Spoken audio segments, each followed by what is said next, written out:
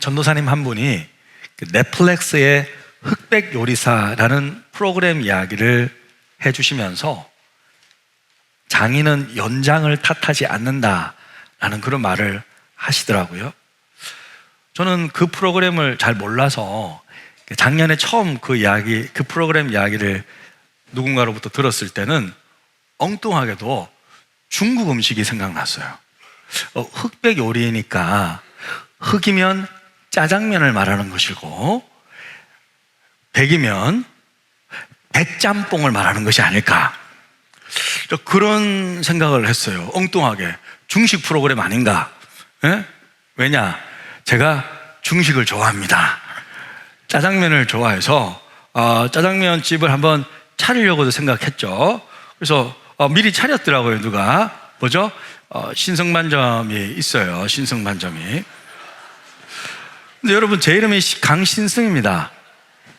어떤 분은 제 이름을 강승신 목사님 이렇게 부르던데, 예. 그런데 알고 보니 이런 게 아니죠. 보신 분들은 알겠지만 이 프로그램에서 백요리사는 유명한 요리 학교를 나오고 이미 이름이 알려진 스타 셰프들을 말하는 것이고, 또 흑요리사는 그런 배경은 없지만 동네 맛집으로 소문난 무명의 셰프들을 이렇게 모여서 오직 실력과 맛으로 승부하는 프로그램이라고 합니다. 사실 저는 이런 요리 프로그램들이 왜 대중들에게 인기가 있는지 잘 이해가 안 돼요. 왜냐하면 우리가 직접 맛을 보는 게 아니잖아요. 눈으로만 보는 건데 이게 뭐가 그렇게 재미있을까? 그런 생각이 드는 거예요. 오히려 배고플 때 저런 거 보면 어때요? 좀 짜증나잖아요. 그러잖아요.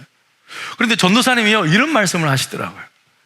그 프로그램은 연출이 너무 탁월해서 보는 사람이 빠져들 수밖에 없게 만든다는 거예요. 혹시 이 프로그램 보신 분들은 동의하십니까? 보신 분들은 고개를 한번 끄덕여 주시겠습니까? 네, 좀 보셨네요. 좀 보셨어요. 네, 그렇습니다. 연출은요, 정말 중요합니다. 누가 기획하고 누가 연출하느냐에 따라 같은 소재도 전혀 다른 이야기가 됩니다. 재미없는 소재도 재미있게 되고요, 실력 없는 팀도요, 누가 감독을 맡아서 팀을 연출하느냐에 따라 전혀 다른 결과를 냅니다. 저는요, 설교도 마찬가지라고 생각해요. 어렵고 딱딱한 성경의 내용을 어떻게 풀어내고 어떻게 연출해서 전달하느냐에 따라 그 말씀이 내 삶에 살아있는 말씀으로 느껴지기도 하고, 아니면 전혀 나와 상관없는 지루한 이야기로 느껴질 수 있다고 생각이 들어요. 그런데 여러분, 그거 아십니까? 이 세상에서 가장 위대하고 가장 흥미진진한 연출가가 누군지 아십니까? 바로 살아계신 하나님이십니다. 하나님은요, 인류 역사가 시작된 이후에 단 한순간도 역사를 방치해 두신 적이 없으십니다. 하나님은 늘 구원의 역사를 기획하시고 연출하시고 완성해 가시는 분이십니다.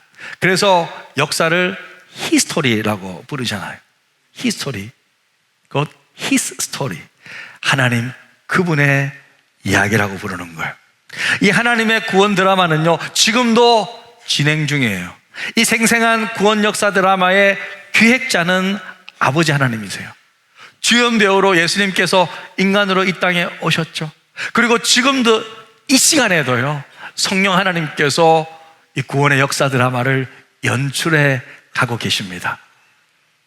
그리고 놀라운 사실은요, 하나님께서 이 구원 드라마의 사도들 뿐만 아니라 이름 없는 성도들, 평범한 사람들, 그리고 오늘을 살아가는 저와 여러분을 거의 주연급 배우로 섭외하시고 부르셨다는 사실입니다. 우리는요, 새해부터 사도행전의 세계로 들어왔습니다. 사도행전은요, 하나님의 구원 드라마가 가장 생생하게 펼쳐지는 살아있는 대본이에요. 이게 너무 놀랍습니다.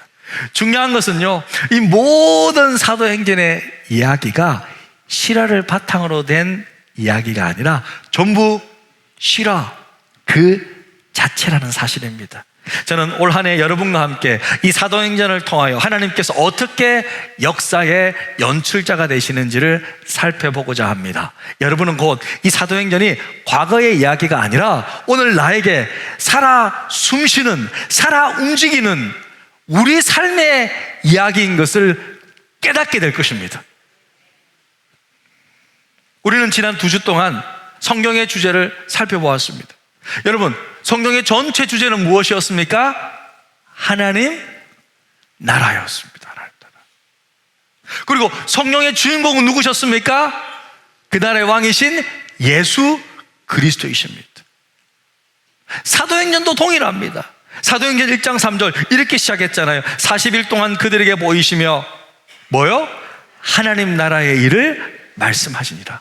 이렇게 하나님 나라의 일로 시작된 사도행전이 마지막에 제일 마지막 2구절이 어떻게 마무리되는지 아십니까? 사도행전 28장 30절 31절인데요 같이 읽겠습니다. 바울이 온 이태를 자기 셋집에 머물면서 자기에게 오는 사람을 다 영접하고 하나님 나라를 전파하며 주 예수 그리스도에 관한 모든 것을 담대하게 거침없이 가르치더라. 할렐루야. 바울도요 2년 동안 모든 사람을 영접하면서 하나님 나라를 전파하고 하나님 나라의 왕이신 예수 그리스도에 대해서 담대하게 거침없이 가르쳤습니다. 이게 사도행전의 처음과 끝이라는 거예요. 하나님 나라와 왕 되신 예수님의 이야기가 사도행전입니다. 그리고 사도행전은요 28장이 끝난 책이 아니에요. 바로 오늘 우리의 삶으로 이어져서 계속해서 여러분 우리가 지금 29장을 쓰고 있는 거예요. 할렐루야. 왜? 여러분을 통해서, 저와 여러분을 통해서 구원받는 사람이 나타나잖아요. 할렐루야. 그러면 우리가 지금 사도행전의 이야기를 쓰고 있는 거예요. 여러분 지난주에 우리가 잠깐 살펴보았듯이 사도행전 전체를 꿰뚫는 핵심 구절은 사도행전 1장 8절이었습니다.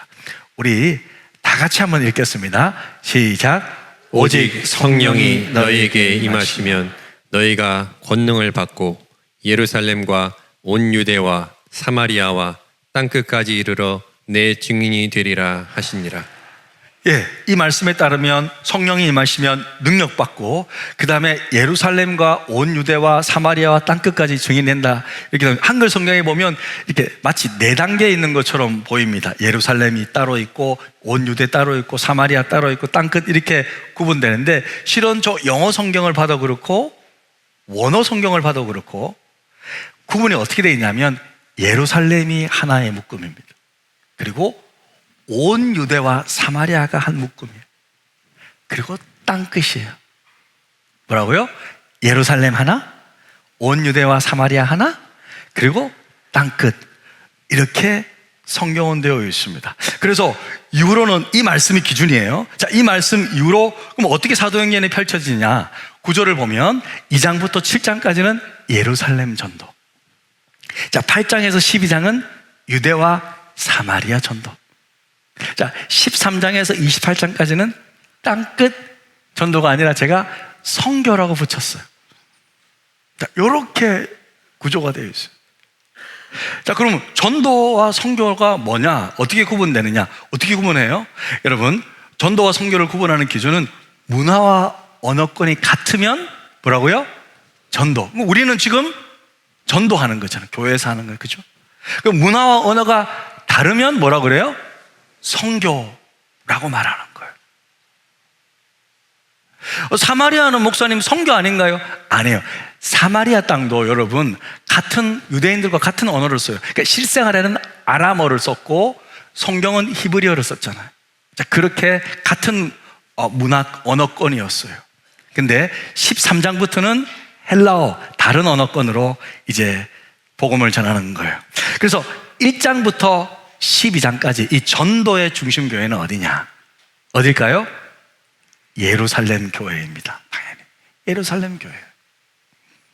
최초로 세워진 교회죠. 성령이 임하고 베드로가 한번 설교하니까 3,000명이 예수 믿고 또 한 번 더 하니까 5,000명이 예수 믿으면서 처음부터 초대형 교회로 시작됐어요. 예루살렘 교회가. 그렇다면 13장 이후에 땅끝 성교의 중심 교회는 어딜까? 자, 어딜까요, 여러분? 이게 중요해요. 어디죠? 안디옥 교회입니다. 안디옥 교회. 자, 13장부터는요, 안디옥 교회가 전면에 등장하는 거예요. 바울과 바나바를 파송하고 세계 선교의 본부 교회가 돼요. 세계 선교 센터의 역할을 감당하는 교회가 안디옥 교회란 말이죠. 저는 안디옥 교회가 사실 너무 중요하고요. 저는 성경에 나오는 교회들 중에서 안디옥 교회를 가장 본받고 싶은 교회라고 생각하고 있고, 저는 우리 교회를 안디옥 교회처럼 만들고 싶어요. 제가 지금 앞으로 하고자 하는 건데, 여러분, 그런데 우리는 이 안디옥 교회를 잘 아십니까? 생각보다 잘 모르시더라고요. 왜 그런가 생각해 보니까, 우리가 사도행전 말씀을 쭉 배울 때 처음 보통 앞부분에 집중해요. 2장에 보면 좀 다이나믹하잖아요. 막 성령이 임하고 막 불이 임하니까 막 방언도 하고 막 뜨거워지고, 또 3장 가면 베드로가 은과 금은 없거니와 내게 있는 것을 내게 일으키기도 하고 막 그러면서 교회가 막 일어나는, 여기에 집중을 하는데, 후반부에 가서는 성도님들이 약간 집중력이 떨어져서 잘 모르세요, 사도행전. 그래서 저는요, 과감하게 사도행전 강해를 13장부터 시작합니다. 아니, 그렇게 해도 되나? 그렇게 해도 됩니다. 오히려 더 유익할 것입니다. 아니, 목사님, 앞부분 잘 몰라도 뒷부분 이해할 수 있겠어요? 예, 이해할 수 있어요. 왜냐면요, 사도행전은 딱 구분이 돼요. 전반부가 후반부가 딱 구분이 된단 말이에요.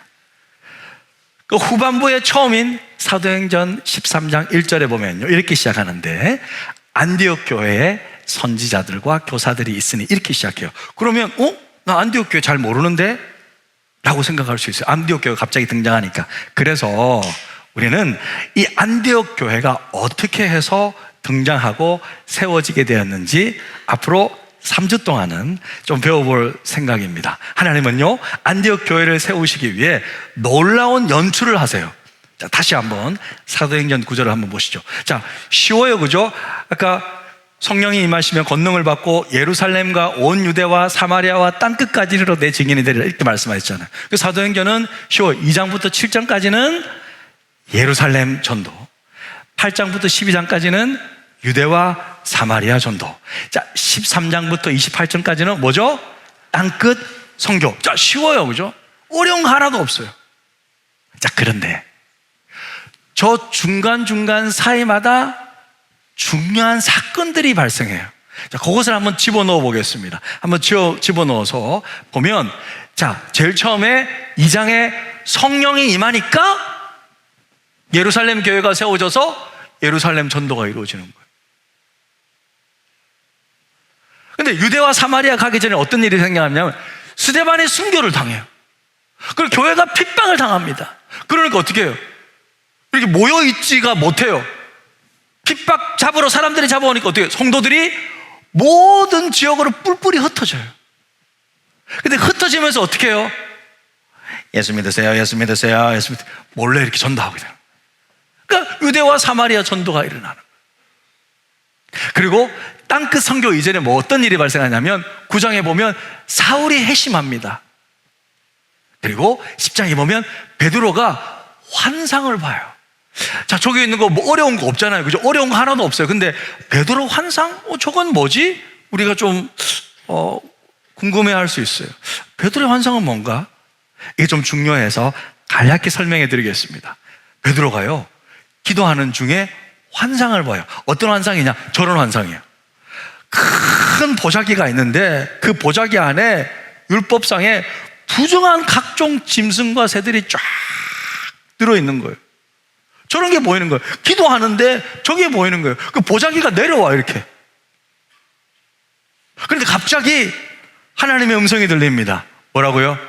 베드로야, 일어나 잡아먹어라. 그러는 거예요. 베드로 깜짝, 네? 주님, 그럴 수 없습니다. 속되고 깨끗하지 않는 것을 내가 결코 먹을 수 없습니다. 근데 저게 또 내려오는 거예요. 먹어라. 못 먹습니다. 또 내려오는 거예요. 먹으라니까. 아니 못 먹겠다고요 하면서 3번이나 이런 환상이 본 거예요. 이게 뭘까? 이게 뭘까?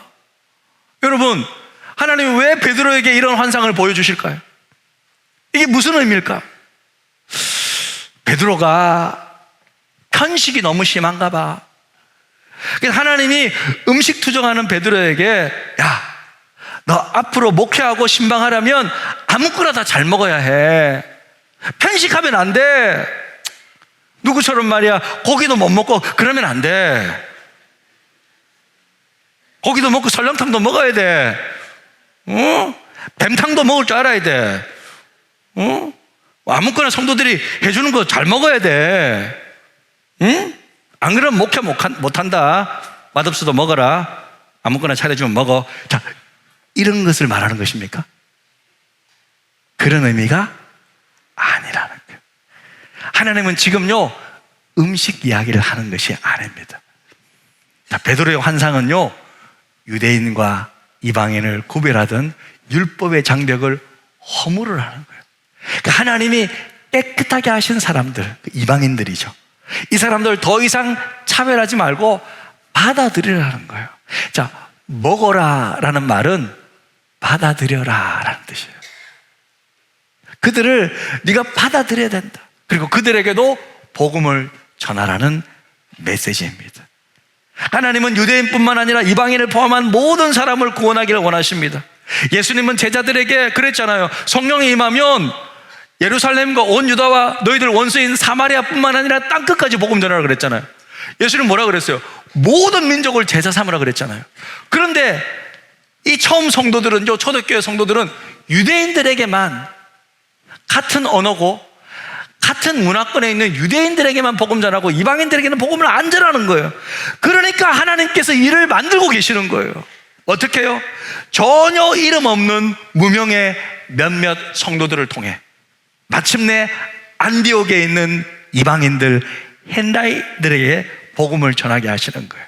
우리 사도행전 11장, 우리 오늘 본문입니다. 19, 20절 같이 읽겠습니다. 시작. 그때 스데반의 일로 일어난 환란으로 말미암아 흩어진 자들이 베니게와 구브로와 안디옥까지 이르러 유대인에게만 말씀을 전하는데. 자, 여러분, 흩어진 자들이, 자, 여기 흩어진 자들이라는 것은 예수 믿는 유대인들을 말하는 거예요. 그 흩어진 자들이 어디로 갔다고요? 자, 말씀 계속 보여주세요. 어디로 갔다고요? 베니게와 또 구브로와 안디옥까지 이르러, 그때도 어떻게 해요? 유대인에게만 말씀을 전했대요. 자, 한번 보시겠습니다. 지도 잠깐만 보시겠습니다. 어렵지 않습니다. 여러분, 예루살렘이 여기 있잖아요. 예루살렘 찾으셨습니까? 예, 예루살렘 여기 있죠. 자, 여기서 핍박을 받아요. 그래서 성도들이 막 흩어졌어요. 구레네도 가고 뭐 구브로도 가고 뭐 다 흩어져요, 이제 성도들이 예루살렘에서. 그런데 이들이 올라가면서 어디에 복음을 전했다고요? 베니게와, 예, 이게 해변가 도시예요.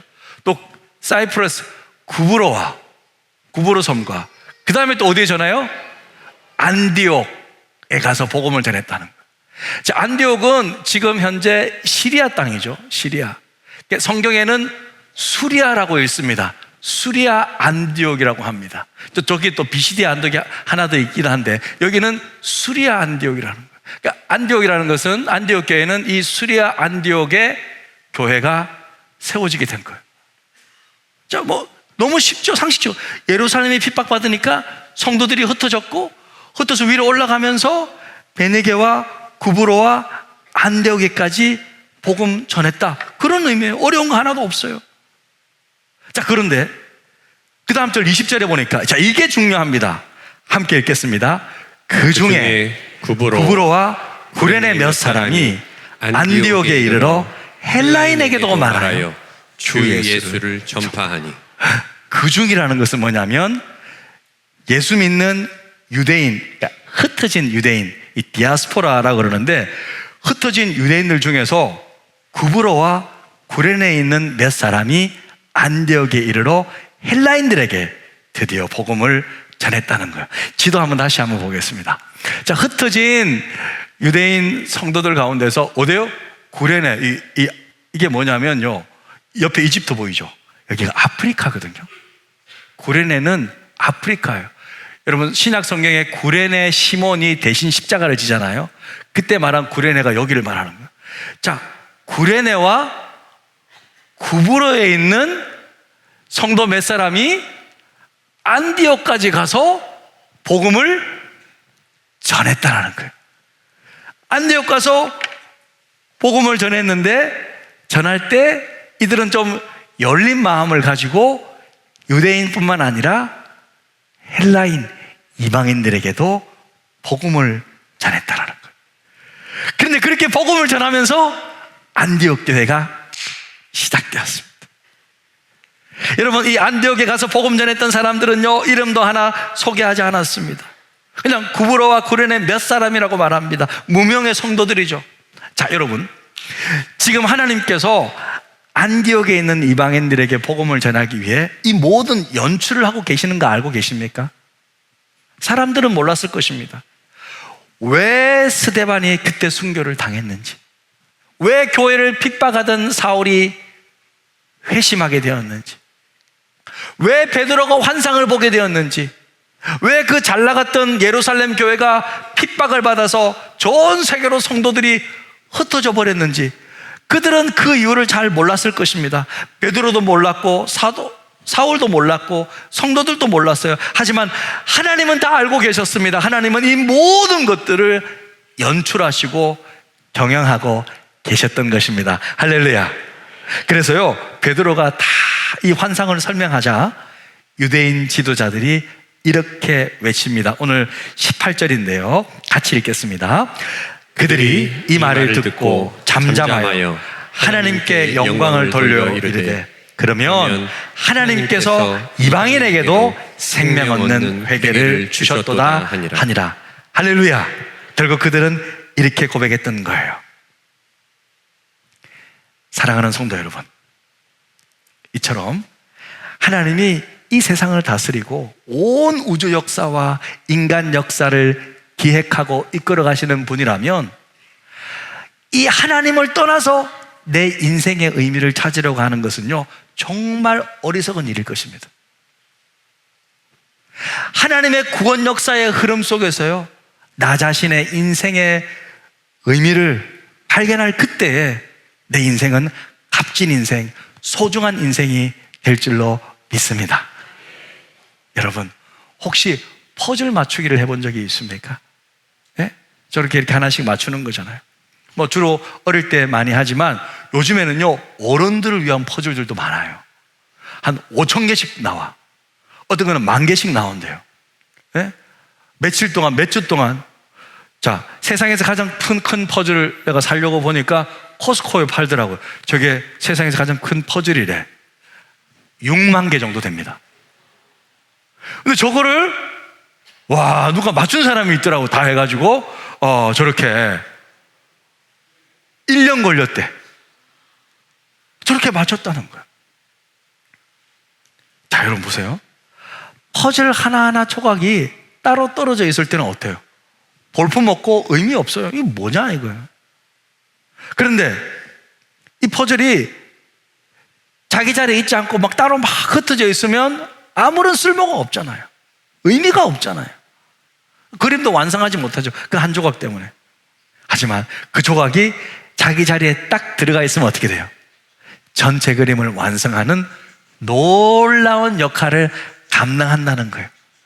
사랑하는 성도 여러분, 내 인생도 이런 하나님의 전체적인 그림을 염두에 두어야 합니다. 역사 전체를 이끌고 가시는 하나님의 시각에서 내가 있어야 될 그 자리에 딱 찾아가 있어야 돼. 이제는 내가 부르신 이 자리에 딱 있어야 된다는 거예요. 그럴 때 내 인생에 의미가 있다는 거예요. 전체 하나님의 큰 구원의 그림을 완성시킬 수 있습니다. 어제요, 제가 토요일 날 웬만하면 이렇게 교회 가까운 커피숍에 안 가거든요. 거의 안 갑니다. 혹시 누구 만날까 봐 안 가는 거예요. 예, 혹시 붙들릴까 봐. 근데 어제는 오후에 또 신방도 잠깐 또 있어서 멀리 못 가고 잠깐 커피만 하나 사가지고 와야겠다 싶어서 교회 앞에 딱 커피숍에 달달한 커피 하나 시키려고 딱 갔는데 아니나 다를까 권사님들이 딱 앉아있는 거예요. 딱 저를 붙잡더라고요. 못 갑니다. 여기 앉으십시오. 다 그러더라고요. 저는 또 의지가 너무 강하면 맞춰주는 편이거든요. 그래서 얼마나 또 반가우면 그렇겠어요. 딱 앉아서 커피 마시면서 이런저런 이야기를 하는데 그 권사님 한 분이 저한테 딱 묻더라고요. 목사님은 미국에서 잘 살면 되지 왜 한국에 오셨어요? 딱 물어보시더라고요.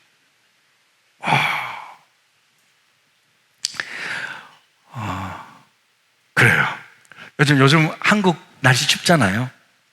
제가 오랫동안 살던 저 미국 남쪽 캘리포니아는요 정말 따뜻합니다. 어제 제가 날씨를 보니까 20도더라고요. 20도. 한 번씩 한국은 주차하기가 좀 너무 힘들잖아요. 저도 어디 한번 커피숍에 갔다가 주차 못해가지고 그냥 뺑뺑 돌다가 그냥 온 적이 몇 번씩 있는데 주차하기 힘들잖아요. 미국은요 그런 게 없어요. 큰 나라라 그냥 가서 주차하면 돼요. 미세먼지도 없어요. 모기도 없어요. 저는 캘리포니아에서 한 번도 모기 물려본 적이 없어요. 운전할 때 스트레스도 받지 않습니다. 지나가는 사람들요 지나가면서 얼굴 마주치잖아요. 하이 이렇게 활짝 웃으면서 인사해줘요. Good morning, hi, hello 뭐 이러면서 인사해줘요. 제가 처음에 이제 7년 전이죠. 7년 전에 와가지고 저기 시장에 내려가면서 사람들 보면서 안녕하세요 이렇게 웃으면서 환하게 웃다가 사기꾼인 줄 알고 전부 경계하더라고요. 뭐야 저 인간. 막 멀리 하더라고요. 저를. 저 아세요? 뭐 그러고.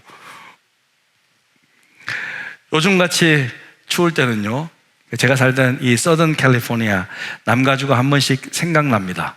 겨울에도 해변가 가서 이 파도 타기를 할 수 있고요. 또 1시간만 산에 올라가면 스키 탈 수 있습니다.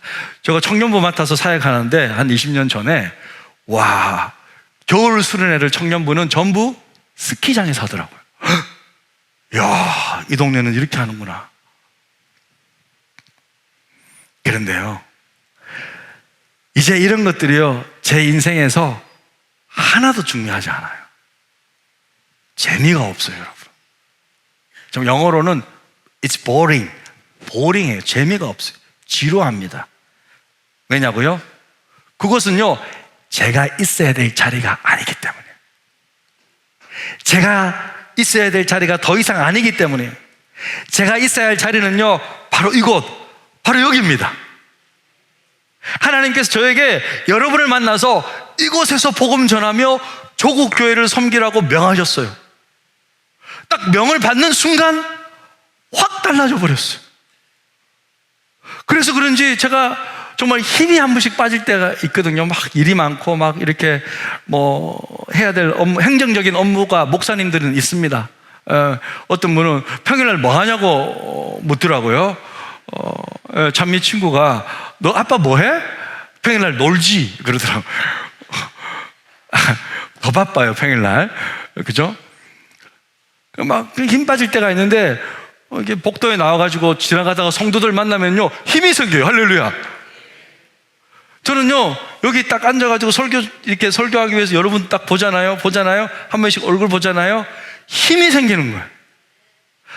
와야 될 성도님들이 딱 앉아 계시잖아요. 제가 매일 지금 보거든요. 힘이 생겨요. 못 보면 힘 빠져. 솔직히 정말이에요. 제가 볼 때는 성령께서 힘을 주신 것 같아. 그런 마음을 주신 것 같아. 이 마음이 오래 가야 될 텐데. 할렐루야. 오래 가겠죠. 은퇴할 때까지. 그러니까 사랑하는 성도님, 우리가 이렇게 함께 만나서 공동체를 이룬 것은요 우연이 아니라는 거예요. 서울 도심 한복판에 만나서 하나님 나라를 함께 세워가라는 거룩하신 하나님의 뜻인 줄로 믿습니다. 오늘 말씀은요 이렇게 마무리되는 거예요. 사도행전 11장 21절 다 함께 읽겠습니다. 시작. 주의 손이 그들과 함께 하심에 수많은 사람들이 믿고 주께 돌아오더라. 할렐루야. 주의 손이 함께 하셨다는 것은 하나님이 함께 하셨다는 뜻이고 하나님이 기뻐하셨다는 거예요. 이름 없는 성도들 구브로와 구련의 몇 사람이 안디옥에 가서 이방인들에게 복음을 전했을 때 그들은 자신이 하나님의 역사를 만들었다고 생각하지 않았을 거예요. 그러나 하나님은요 그들을 사용했고요, 그 작은 순종 위에 땅끝 선교의 문을 여셨어요. 그곳에서 그렇게 안디옥 교회가 시작된 것입니다. 사랑하는 성도 여러분, 우리는요 내가 원하는 곳이 아니라 하나님이 원하시는 곳에서, 하나님이 부르신 그곳에서 작은 일 하나, 작은 순종 하나를 통해서 놀라운 복음의 역사를 이루어가신다는 것을 믿으시길 바랍니다. 지난 주일에 등록한 한 우리 여자 집사님 한 분은요 오래전에 아들과 함께 우리 교회를 다니셨대요. 그래서 아들이 중등부 이제 예배 드릴 때 본인도 그곳에서 함께 앉아서 예배를 드렸던 분인데, 그때 한 권사님이 자기를 정말 따뜻하게 챙겨주셨다는 거예요. 그 뒤로 또 이사 가셔서 또 교회를 옮기게 되고, 그러면서 또 믿음의 열정이 잃어버렸을 그때 잊어버릴만 하면 그 권사님이, 우리 교회 권사님이 연락 주시다. 잊어버릴만 하면 또 연락 주셨다. 그러면서 또 이곳에 또 계시게 되니까 우리 교회가 생각나서 1년 전부터 오셔서 예배를 쭉 드렸는데 믿음이 완전히 이 열정이 회복되신 거예요. 할렐루야. 그리고 지난주에 당당히 등록하시고 그 권사님 이름을 제게 말해주셨어요. 그분 덕분에 제가 다시 믿음의 열정을 회복하게 되었다고. 여러분, 우리가 하고 있는 이 작은 일 하나가 얼마나 소중한 일인 줄 모릅니다. 우리 인생에서 정말 중요한 일은요 요란하게 다가오지 않습니다. 조용하게 다가옵니다.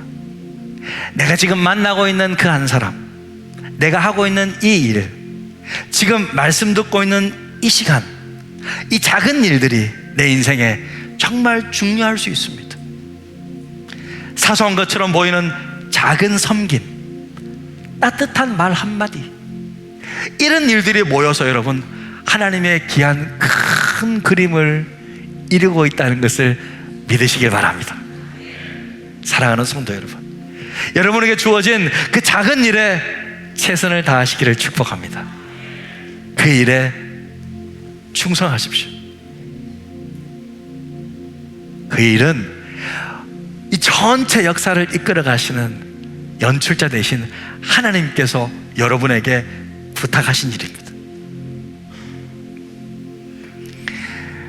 오늘도 저 여러분 모두가 이 하나님 나라를 위해 아름답게 살아가는 우리 모두가 되시기를 주님의 이름으로 축복합니다. 우리 시간 말씀을 생각하면서 이 찬양이 우리의 기도가 되어서 하나님 앞에 좀 상달되기를 원합니다. 우리는 주의 백성이오니, 우리는 주의 백성이오니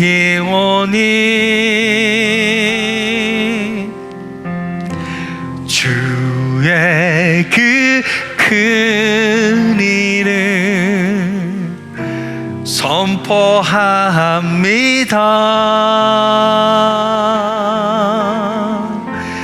이곳 어두운 세상에 빛으로 부르셨네.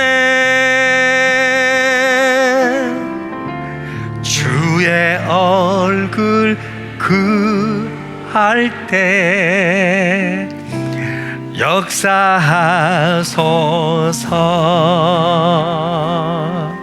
그렇습니다. 교회를 세우시고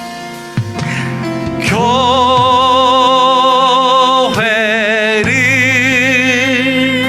세우시고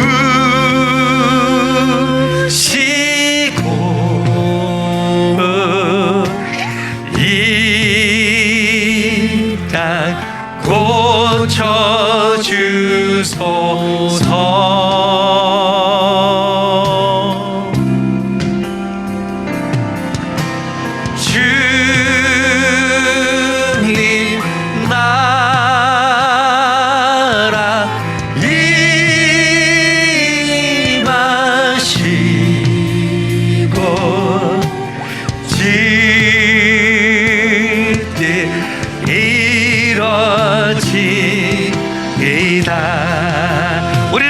백성이 오니 우리는 주의 백성이 오니 주의 깊은 일을 선포합니다.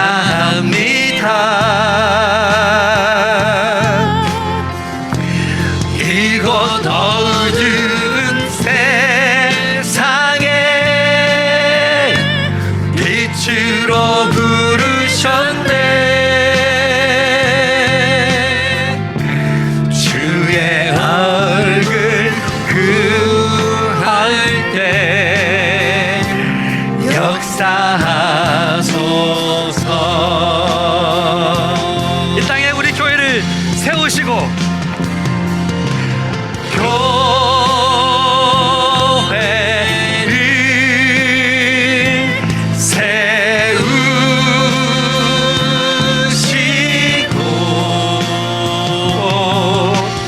이 땅 고쳐주소서.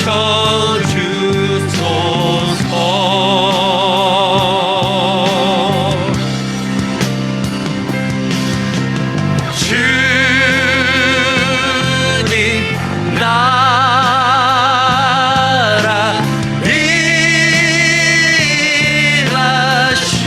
일하시고 주 뜻 이뤄지리라. 다리 불편한 분은 앉아 계시고 다 같이 일어나셔서 교회를 세우시고 교회를 세우시고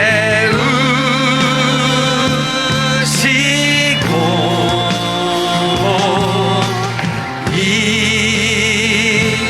땅 고쳐주소서.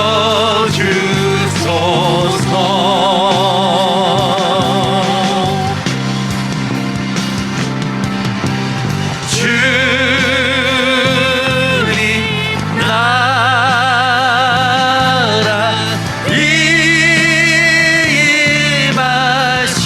임하시고 주 뜻 이뤄지